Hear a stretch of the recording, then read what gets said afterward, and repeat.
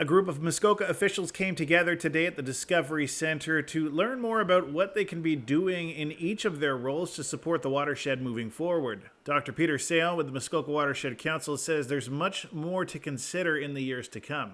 The report is solid, it's science, it's lots of information, and there's a message which is mixed. The message begins with the fact that our environment is in pretty good shape. We can be proud of ourselves for how well we've looked after it.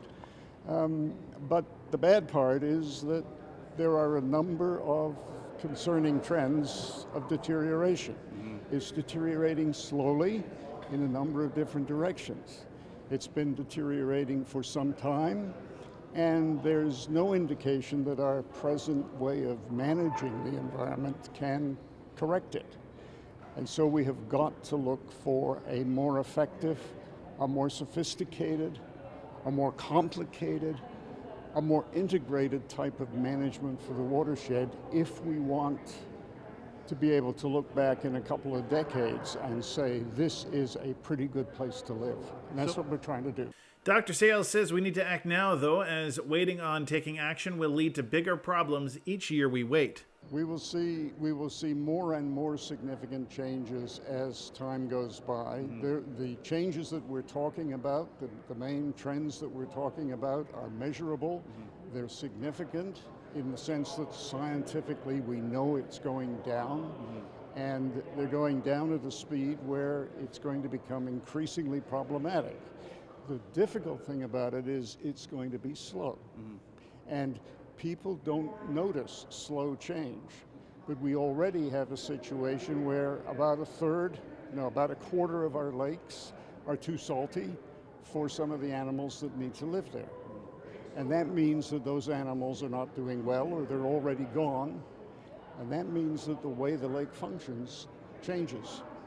And we don't need the way our lakes function to change. We need them to continue to work the way they do. So it's like I say, it's a mixed message.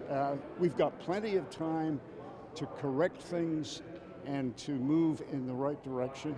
But if we don't start moving now, in another 5 years' time, it'll be even worse than it is now. One of the biggest things he'd like to see addressed sooner than later is the use of salt in the winter locally. Our lakes are getting saltier. They're getting saltier every year. They're getting saltier because we import tons of salt and spread it around on our roads. We have got to look at ways of managing winter driving in ways that do not upset our lakes and our forests. It's not rocket science. If we stop importing it, the problem will go away. That's a simple one. A more complicated one, algal blooms are more frequent. They're still relatively rare, but they're more frequent year by year. And we don't fully understand why they're becoming more frequent.